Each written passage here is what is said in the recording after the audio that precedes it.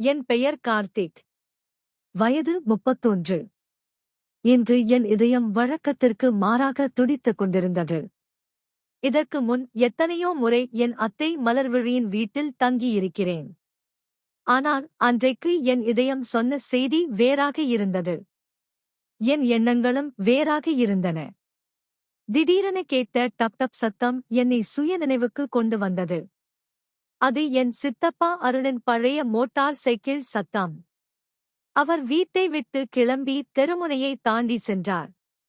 அந்த சத்தம் அடங்கும் வரை மறைந்திருந்த நான் கையில் ஒரு பையுடன் மெல்ல அவர் வீட்டை நோக்கி நடந்தேன்.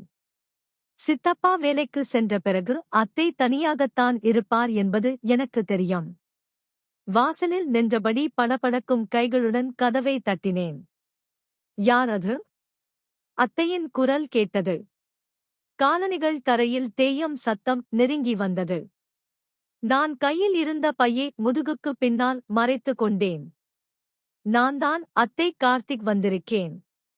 கதவை திறந்த மலர்விழி அத்தை ஆச்சரியத்தில் உறைந்தார். அடே கார்த்திக், எப்ப வந்த, சொல்லவே இல்லை என்று அவர் கேட்க நான் பதில் சொல்லாமல் அவரை பார்த்தபடி நின்றேன். வீட்டு உடையில் இருந்தாலும் அத்தையின் தோற்றம் ஏனோ என்று எனக்கு மிக அழகாக தெரிந்தது. ஏன் அப்படி பார்க்கிற, உள்ளே வா என்று அவர் வழிவிட்டார். பழைய கார்த்திகாக இருந்தால் ஒன்றுமில்லை என்று தலை குனிந்திருப்பான். ஆனால் இப்போது நான் புது கார்த்திக். என் இலக்கை நோக்கி முதல் அடியை எடுத்து வைத்தேன். என்ன விஷயம்? சித்தப்பா ஆபீஸ் போயிட்டாரா என்று கேட்டுக்கொண்டு ஹாலில் இருந்த சோபாவில் அமர்ந்தேன். ஆமா, இப்பத்தான் கிளம்பினாரு. நீ எப்ப ஊரிலிருந்து வந்த? இப்பத்தான் நேரா இங்க வரேன் அத்தை.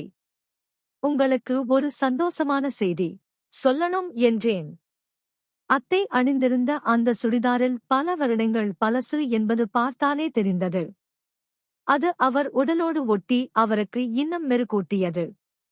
என்ன விசேஷம் என்று கேட்டபடி அத்தை தன் துப்பட்டாவை தளர்வாக போட்டுக்கொண்டு என் எதிரே அமர்ந்தார்.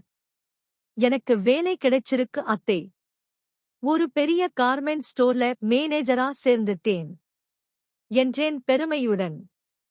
அப்படியா, நிஜமாவா? ரொம்ப சந்தோஷம்டா என்று துள்ளி குதித்தார். பெரிய கடையா என்னென்ன? விக்கும் அங்க என்று தான் இயல்பான ஆர்வத்துடன் கேட்டாள். பெரிய பெரிய கார்ல வர பணக்காரவங்க வாங்குற விலை உயர்ந்த புடவைகள், சுடிதார் எல்லாம் அங்க இருக்கும். அத்தை, நீங்க ஒரு முறை சென்னை வரும்போது சொல்லுங்க, உங்களை அங்க கூட்டிட்டு போறேன். அங்க இருக்கிற கலெக்ஷனே பார்த்தீங்கன்னா மிரண்டு போயிடுவீங்க. நான் மெல்ல வலை வீச தொடங்கினேன். இதையெல்லாம் சொல்லி என் வயித்தை ஏன் எரிக்கிற? நாங்க எல்லாம் நீங்க வார சந்தையில துணி எடுக்கிறவங்க, உன் கடையில இருக்கிறதெல்லாம் வாங்க முடியுமா என்ன என்று சற்றே இயக்கமாக கேட்டார். அத்தையின் ஆசைகளை நான் அறிவேன். ஏன் இப்படி பேசுறீங்க? நீங்க ஒரு முறை வந்தா உங்களுக்கு பிடிச்ச புடவையை நான் கிஃப்ட் பண்றேன். கிஃப்ட் கொடுக்கிறதா? எல்லாம் இருக்கட்டும். உன் சித்தப்பா கல்யாணத்துக்கு அப்புறம் இதுவரைக்கும் ஒரு நல்ல புடவை எடுத்து தரல என்று சலித்து கொண்டார். அவர் தரலைனா என்ன? நீங்கதான் என் ஐடியல் லேடி ஆச்சே. தைரியத்தை வரவழைத்துக் கொண்டு முதல் கல்லை எறிந்தேன். ஐடியலா? அது என்னடா புதுசா இருக்கு என்று சிரித்தார். ஆமா, எங்க குடும்பத்திலேயே நீங்கதான் ரொம்ப அழகு. பார்க்க அப்படியே நடிகை ஜோதிகா மாதிரியே இருப்பீங்க என்று அவருக்கு பிடித்த நடிகையுடன் ஒப்பிட்டு பேசினேன். அட போடா, போய் சொல்லாத என்று வெட்கப்பட்டாலும் அவர் முகம் மலர்ந்தது. நிஜமாதான் அதே சொல்றேன். நீங்க ஒரு பட்டு புடவை கட்டினா அப்படியே ஜோதிகாதான் புடவையா அதெல்லாம் கட்டுனா உன் சித்தப்பா அவ்வளவுதான் உயிரே வாங்கிடுவாரு என்று பயப்படுவது போல் நடித்தார். அவர் இங்கே இல்லையே அத்தை. இப்போதைக்கு உங்க ஆசையை மட்டும் சொல்லுங்க என்று நான் அவர் மனதிற்குள் ஊடுருவினேன். என் ஆசையை விடு கார்த்திக், என் மனசெல்லாம் ஆறி போச்சு என்றார் விரக்தியாக. நான் விடுவதாக இல்லை.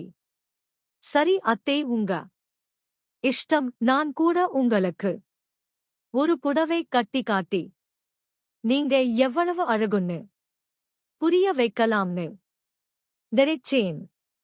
ஆனா உங்களுக்கு புடவையே பிடிக்காதுன்னு சொல்லிட்டீங்களே என்று முகத்தை தொங்க போட்டு கொண்டேன்.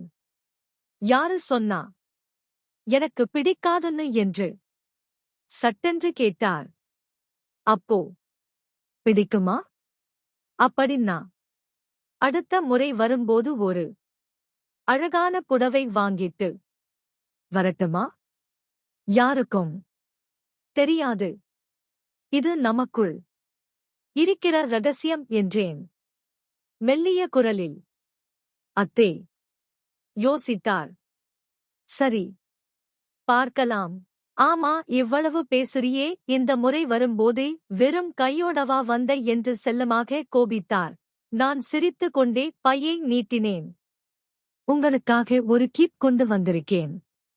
அத்தை பார்த்தா ரொம்ப சந்தோஷப்படுவீங்க. ஆனா ஒரு கண்டிஷன், இதை யாருகிட்டையும் சொல்லக்கூடாது. முக்கியமா அந்த பக்கத்து வீட்டு ரேணுகா கிட்ட எல்லாம் காட்டக்கூடாது என்றேன்.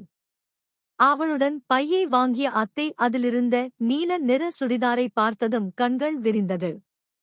எவ்வளவு அழகாயிருக்கு, இதோட எம்பராய்டரி வேலைப்பாட்டை பாரேன்.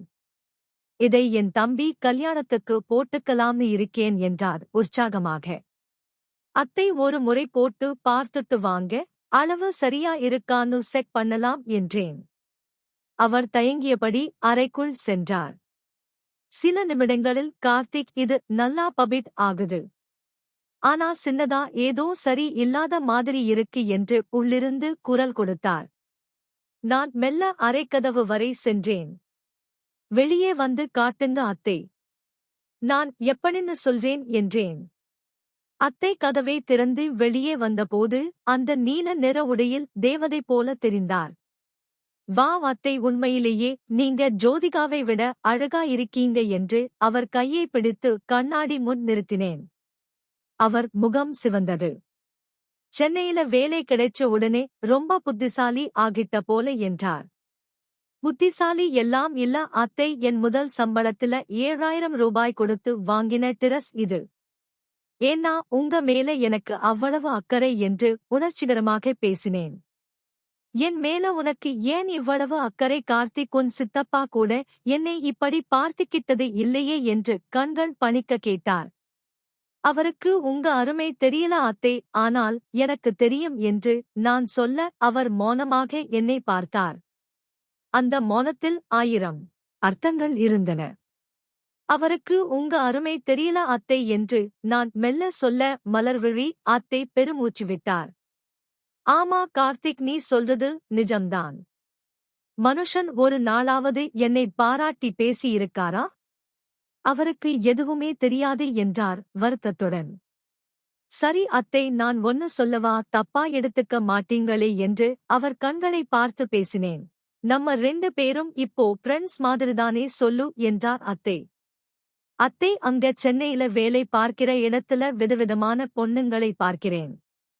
ஆனா நிஜமா சொல்றேன், உங்களோட அந்த தோற்றமும் கம்பீரமும் ரொம்ப குறைவான பேர்கிட்டதான் இருக்கு. பல பேர் மேக்கப் போட்டுதான் அழகு காமிக்கிறாங்க. ஆனா நீங்க இயல்பாவே அழகு. ஏதோ ஒரு கல் நெஞ்சக்காரனுக்காக உங்களை நீங்களே வருத்திக்கிட்டு இருக்கீங்க என்று மெல்ல அவர் மனதை மாற்றினேன். அத்தை என் பேச்சில் மயங்கி சிரித்தார். நீ சிட்டிக்கு போய் ரொம்ப விவரம் தெரிஞ்சிட்டடா. சரி, நீ இங்கேயே உட்கார். நான் உனக்கு டிபன் எடுத்துட்டு வரேன் என்று சமையலறைக்குள் சென்றார். அத்தைக்கும் சித்தப்பா அருணுக்கும் கல்யாணம் ஆனபோது எனக்கு 14 வயது.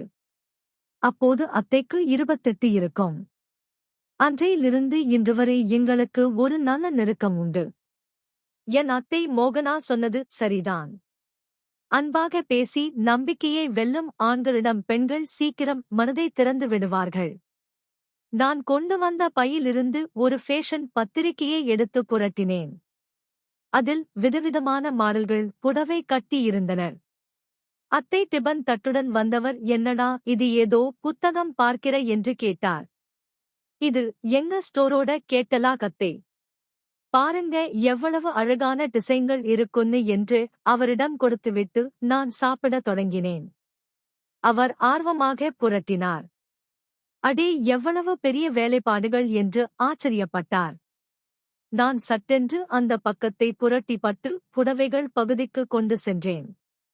அத்தை, இதை பாருங்க, உங்க அக்கா மகன் சலீன் கல்யாணத்துக்கு இந்த மாதிரி ஒரு கருப்பு நிற சில்க் புடவை கட்டினா எப்படி இருக்கும்?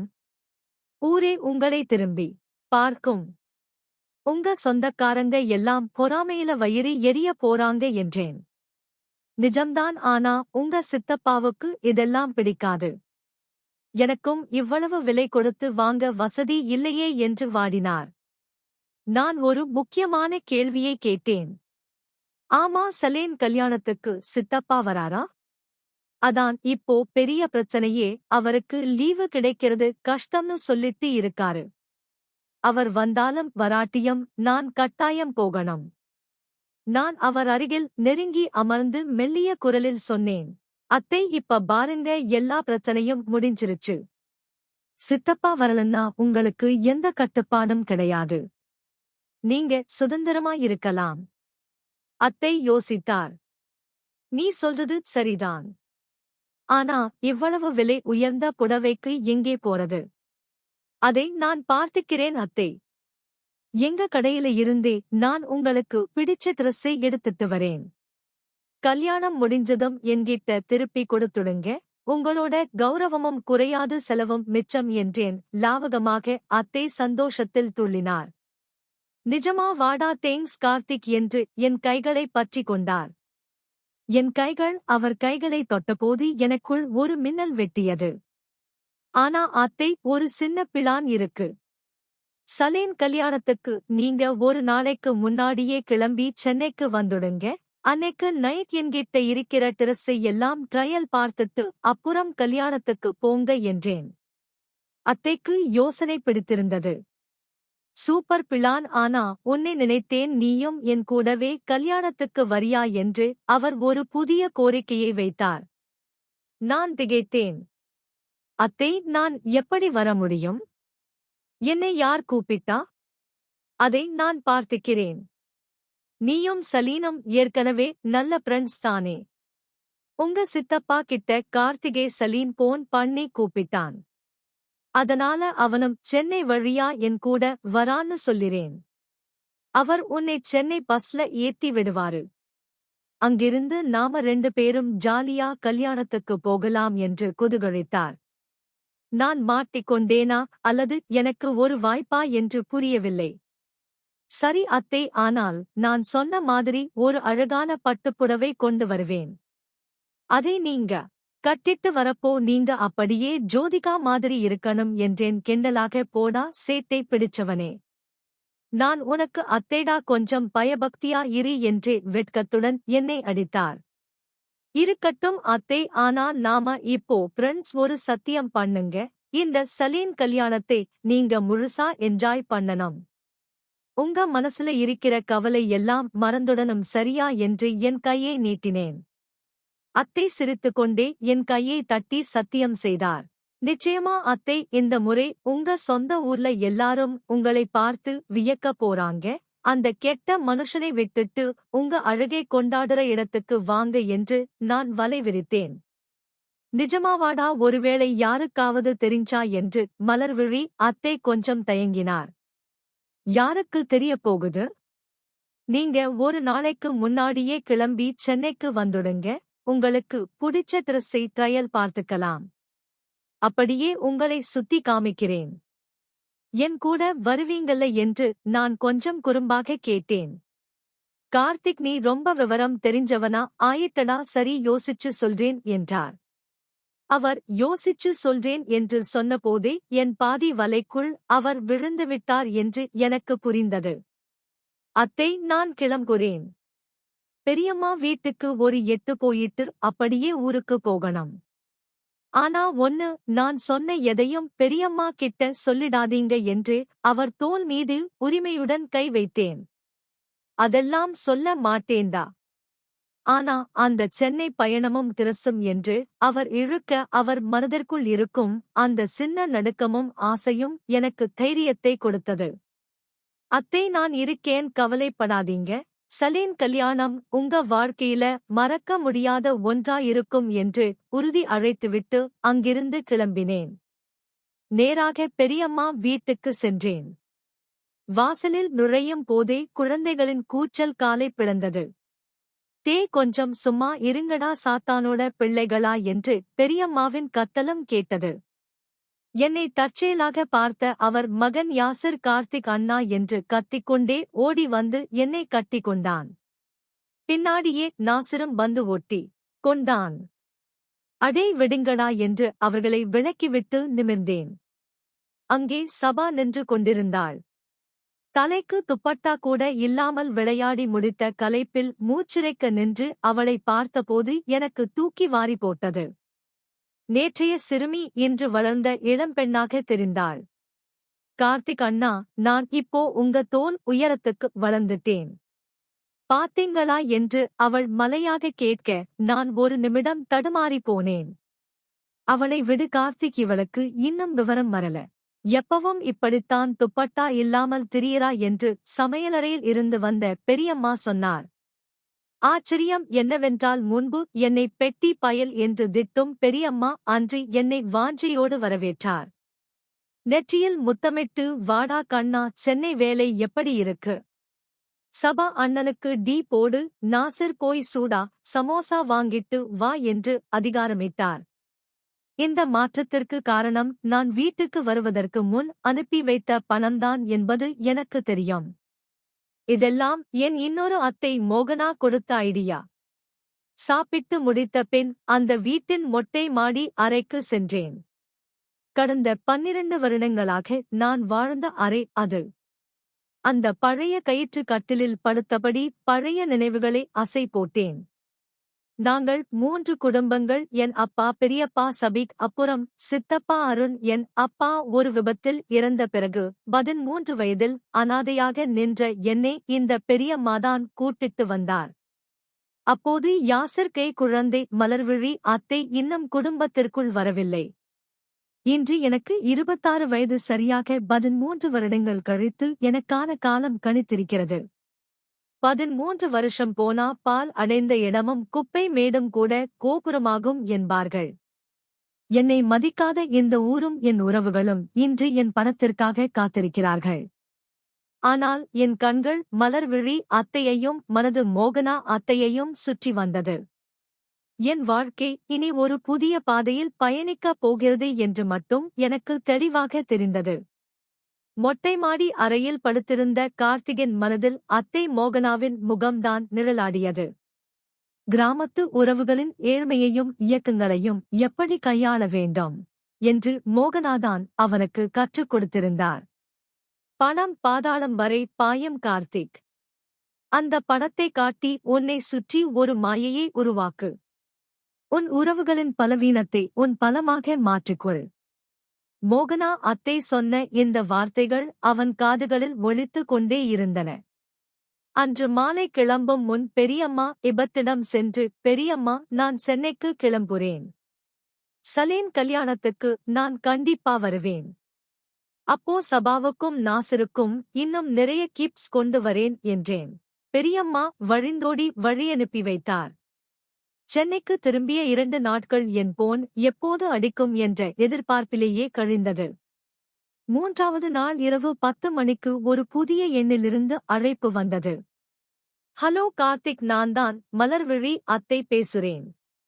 அவர் குரலில் ஒருவித நடுக்கம் இருந்தது. சொல்லுங்க அத்தை, என்ன ஆச்சு? ஏன் ஒரு மாதிரி பேசுறீங்க? இல்லடா, நீ சொன்ன அந்த பட்டு புடவை விஷயம் அப்புறம் ஒரு நாளைக்கு முன்னாடி சென்னை வருது. இதையெல்லாம் நினைச்சா எனக்கு தூக்கமே வரல. உன் சித்தப்பா கிட்ட ஒரு வழியா சம்மதிக்க வச்சிட்டேன்.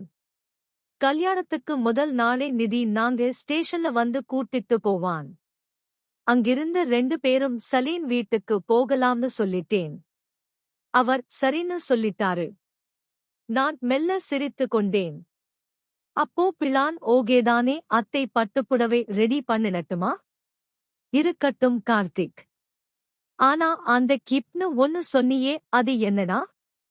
நிஜமாவே எனக்கு பிடிக்காதது எதையும் நீ செய்ய மாட்டேல என்று தயக்கத்துடன் கேட்டார். அத்தே, நான் உங்க நண்பன், உங்களை அழகுபடுத்தி பார்க்கணும்னு நினைக்கிற ஒரு விசிறி. நான் கொண்டு வர கீப் உங்களுக்கு பிடிச்சிருந்தா மட்டும் ஏத்துக்கோங்க, இல்லனா வேணாம். ஆனா சென்னைக்கு வாங்க, மத்ததை நான் பார்த்துக்கிறேன் என்று நம்பிக்கை ஓட்டினேன். 10 நாட்கள் கழித்து சென்னை சென்ட்ரல் ரயில் நிலையத்தில் மலர்விழி அத்தை வந்து இறங்கினார். சித்தப்பா ஊரிலிருந்து அவரை பாதுகாப்பாக ரயிலில் ஏற்றிவிட்டிருந்தார். ரயிலை விட்டு இறங்கி அத்தையை பார்த்த எனக்கு ஒரு நிமிடம் மூச்சு நின்றது. மேக்கப் எதுவும் இல்லாமல் சாதாரண காட்டன் புடவையில் இருந்தும் அவர் அவ்வளவு வசீகரமாக இருந்தார். நான் கதவை திறந்து அவரை வரவேற்றேன். என்ன கார்த்திக் சொந்தமா காரா என்று ஆச்சரியப்பட்டார். இல்ல அத்தை, இது கம்பெனி கார், இப்போதைக்கு என் கஸ்டடியில இருக்கு. முதல்ல என் வீட்டுக்கு போவோம், அப்புறம் நீங்க டெரஸ் செக் பண்ணலாம் என்றேன். வீட்டுக்கு சென்றதும் நான் அவருக்கு ஏற்கனவே வாங்கி வைத்திருந்த அந்த பார்சல்களை கொடுத்தேன். அதில் அந்த விலை உயர்ந்த நீல நிற பட்டு புடவையும் அதற்கேற்ற நகைகளும் இருந்தன. ஆனால் அதன் அடியில் ஒரு சிறிய பெட்டி இருந்தது. இது என்ன கார்த்திக் என்று அந்த சிறிய பெட்டியை திறந்தார் அத்தை. அதில் இருந்தது ஒரு நவீன ரக ஸ்லீவ்லெஸ் ஜாக்கெட் மற்றும் சில மாடர்ன் அலங்கார பொருட்கள். அதை பார்த்ததும் அத்தையின் முகம் சிவந்தது. இதெல்லாம் நான் எப்படி கட்டுவேன்? இதெல்லாம் ரொம்ப ஓவரா இல்லையா என்று சலித்துக் கொண்டார். அத்தை, இதுதான் சென்னை ஸ்டைல், இதைதான் நான் கிப்னு சொன்னேன். சலீன் கல்யாணத்துல நீங்க பழைய மலர்விழி அத்தையா இல்லாம ஒரு ஸ்டைலிஷ் ஆன தேவதையா இருக்கணும். எனக்காக ஒரு முறை போட்டு பாருங்களேன் என்று கெஞ்சினேன். அத்தை நீண்ட நேரம் தயங்கிவிட்டு அந்த உடையுடன் அறைக்குள் சென்றார். சுமார் 20 நிமிடங்கள் கழித்து அறைக்கதவு திறந்தது. வெளியே வந்த பெண்ணை பார்த்து நான் அதிர்ந்து போனேன். இது என் அத்தையா அல்லது ஏதோ படத்தின் வரும் கதாநாயகியா? அந்த ஸ்லீவ்லெஸ் ஜாக்கெட் மற்றும் இளநீல பட்டு புடவையில் அவர் அப்படியே பாலிவுட் நடிகை போல தெரிந்தார். கார்த்திக், எனக்கு ஒரு மாதிரியா இருக்குடா, யாராவது பார்த்தா என்ன நினைப்பாங்க என்று தன் கைகளால் தோள்களை மறைக்க முயன்றார். நான் அவர் அருகில் சென்று கண்ணாடியின் முன் அவரை நிறுத்தினேன். அத்தே, இங்க பாருங்க, நீங்க எவ்வளவு அழகா இருக்கீங்கன்னு உங்களுக்கே தெரியல. அந்த பழைய சுடிதாரும் சித்தாப்பாவோட குத்தல் பேச்சும் உங்க அழகை மறைச்சு வச்சிருந்தது. இன்னைக்குதான் நீங்க உண்மையாவே நீங்களா இருக்கீங்க என்று அவர் தோள் மீது மெல்ல கை வைத்தேன். அத்தை கண்ணாடி வழியே என் கண்களை பார்த்தார். அந்த பார்வையில் பயம் மறைந்து ஒருவித புதுமையான பெருமிதம் தெரிந்தது. நிஜமாவே நான் அழகாய் இருக்கேனா கார்த்திக் என்று கேட்டார். அழகுங்கிற வார்த்தை உங்களுக்கு பத்தாது அத்தை. நீங்க ஒரு பேர் அதிசயம் என்று நான் சொல்ல அவர் மெல்ல புன்னகைத்தார். சித்தப்பா இல்லாத அந்த சென்னை இரவில் கார்த்திகும் மலர்விழி அத்தையும் ஒரு புதிய ரகசிய பயணத்தை தொடங்கியிருந்தனர். சலீன் வீட்டு திருமணத்திற்கு செல்வதற்கு முன் அவர்களுக்குள் ஒரு புதிய பந்தம் மலரத் தொடங்கியிருந்தது. மறுநாள் காலை சென்னை புறநகரில் இருந்த சலீனின் திருமண மண்டபத்திற்கு நாங்கள் சென்றோம். கார் கதவை திறந்து மலர்விழி கீழே இறங்கியபோது அந்த இடமே ஒரு நிமிடம் ஸ்தம்பித்தது. கார்த்திக் தேர்ந்தெடுத்த அந்த நீல நிற பட்டுப்புடவையும் நவீன அலங்காரமும் அவரை அந்த ஊர் ஆட்களுக்கு அடையாளம் தெரியாத அளவுக்கு மாற்றியிருந்தது. யாரது சினிமாவில் இருந்து யாராவது வந்திருக்காங்களா என்று உறவினர்கள் முணுமுணுத்தனர்.